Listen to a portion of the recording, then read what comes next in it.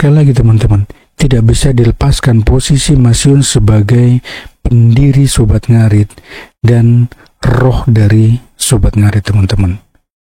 Bebas kalau masalah ketua mau si A, si B, si C, tidak ada masalah. Yang menjadi roh dari Sobat Ngarit tetap Mas Yun. Nah, untuk mulai sekarang ini ya, untuk ketuanya Sobat Ngarit ya, keluarga besar Sobat Ngarit, tercinta tersayangku itu, saya serahkan ke Mas Roni ya, Mas Roni Rungkat untuk ketuanya Sobat Ngarit ya. Terus untuk inisiatornya nanti Bapak Semar gitu. Nah, kenapa Mas Yun kok menunjuk ke Mas Roni? Ya karena ya kembali lagi dengan kesibukan Mas Iyun, terus minimnya akan ilmu dari Mas Yun ya, itu mempersulit gitu loh, mempersulit Mas Yun gitu. Jadi aku butuh teman-temanku ini untuk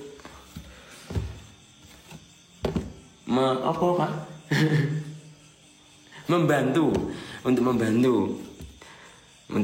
aku gitu loh. Nah, jadi untuk sekarang ini untuk inisiatornya nanti Bapak Semar, terus untuk ketuanya itu Mas Roni, dan nanti ya apapun keputusannya itu ke Mas Roni ya, pure nanti mau acara kopdar atau apalah gitu, itu ini apa, semua itu kembali ke Mas Roni pokoknya itu ya, keputusan apapun itulah ya gitu. Contoh zaman mau ngadain kopdar, nah nanti izinnya ke Mas Roni gimana baiknya, kan sama aja Mas Yun pun kalau ada teman-teman dari keluarga Sobat Ngarit yang tanya ke Mas Yun, kembali lagi aku ya harus bertanya ke Mas Roni, ke Papi, ya sama aja. Tapi untuk sekarang ini kan Mas Yun itu kan harus fokus ke keluarga, ke pekerjaan Mas Yun gitu ya. Aku minta maaf ke Mas Roni, sekali lagi aku membebani sampean ya dengan semua ini, mohon maaf banget aku ya gitu ya, gitu ya. Mas Yun minta apa, tolong, nggak setuju harus setuju Mas Roni. Kalau Mas Yun itu kadang itu ditanyakan ini apa ya gini, nggak bisa jawab aku gitu loh.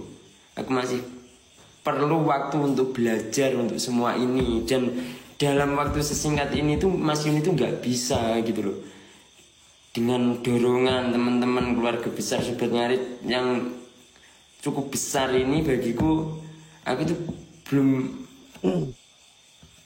belum layak gitu loh untuk saat ini gitu loh. Jadi aku minta bantuannya Mas Roni untuk menjadi ketua di Sobat Ngarit ini, terus nanti inisiatornya Bapak Semar gitu ya. Mas Yun sebagai apa ya, sama aku sebagai keluarganya sampean semua itu ya.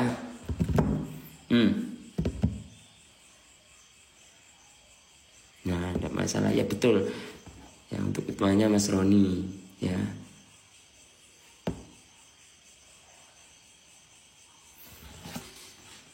Gitu.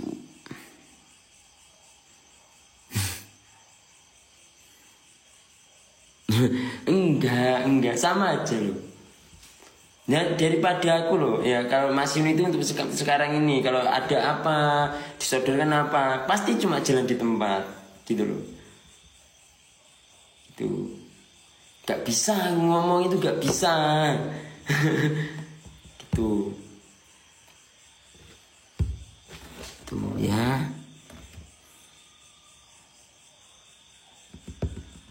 aku terima kasih banyak buat Mas Roni selalu membantu aku. Ya, jadi ini kita semuanya sepakat. Kemarin juga ngobrol sama Mas Roni, terus sama Pak Semar juga ya. Gitu. Jadi kita untuk ketuanya Sobat Ngarit, kita ketok palu itu Mas Roni ya. Betul, kita ketok palu. Itulah teman-teman, Mas Yun sudah dengan tegas menyampaikan ke kita semua bahwa yang menjadi ketua Sobat Ngarit adalah Mas Roni Rongkat, teman-teman. Tapi begini, keputusan yang diambil Mas Yun itu tidak serta-merta diterima begitu saja oleh kita semua, oleh teman-teman Sobat Ngarit. Ada banyak perdebatan, teman-teman. Banyak yang setuju, banyak yang tidak setuju, banyak yang paham, namun ada juga yang tidak paham. Satu hal yang perlu kita catat, teman-teman. Sejak awal sebenarnya sudah banyak sekali kesalahan persepsi yang selama ini kita bangun, teman-teman. Kita beranggapan bahwa Mas Iyun adalah ketua Sobat Ngarit. Berulang kali Mas Iyun menyampaikan, saya bukan ketua Sobat Ngarit, dan saya tidak mau disebut sebagai ketua. Lalu kenapa kok kemudian timbul berbagai asumsi, kemudian perdebatan, ada yang kecewa, ada yang menerima. Selama ini kita berasumsi segala sesuatunya itu Mas Yun yang mengurusi. Nah, ketika sekarang ada banyak sekali dorongan agar Sobat Ngarit itu lebih terorganisir dan benar-benar memiliki badan hukum, otomatis harus ada kepengurusan yang jelas, teman-teman. Kemarin kalau ada teman-teman yang menyaksikan komalnya di room Beli Leong, saya rasa sedikit banyak paham dari situ, teman. Keinginan agar Sobat Ngarit menjadi sebuah organisasi yang benar-benar memiliki nilai itu didorong dari teman-teman di daerah. Nah, kepemimpinan di daerah yang selama ini kita sebut sebagai fasilitator daerah memang menurut informasi itu sempat dibekukan. Dibekukan karena apa? Karena di tingkat pusat, Dewan Pimpinan Pusat belum terbentuk kepemimpinan, teman. Nah, dengan ditunjuknya Mas Roni sebagai ketua dan Mas Semar Tuju, ingat, Mas Semar Tuju adalah koordinator inisiator, teman. Jadi yang mengkoordinasi semua teman-teman di daerah itu adalah Mas Semar Tuju. Apa bedanya dengan ketua? Ketua adalah penanggung jawab semuanya, teman, yang bisa memberikan keputusan berkaitan dengan organisasi. Nah, kemudian fungsi Mas Yun di mana? Jelas, teman-teman. Fungsi Mas Yun adalah sebagai pemilik dari Sobat Ngarit. Ingat itu, teman. Dan sekali lagi, teman-teman, tidak bisa dilepaskan posisi Mas Yun sebagai pendiri Sobat Ngarit dan roh dari Sobat Ngarit, teman-teman. Bebas kalau masalah ketua, mau si A, si B, si C, tidak ada masalah. Yang menjadi roh dari Sobat Ngarit tetap Mas Yun. Itu yang perlu kita pahami, teman. Jadi, kita sudahi perdebatan setuju, tidak setuju, kecewa dan tidak kecewa dengan terpilihnya Mas Roni, penunjukan Mas Roni oleh Mas Yun sendiri. Dan satu hal perlu teman-teman pahami, apa yang dilakukan Mas Iyun itu pasti demi Sobat Ngarit.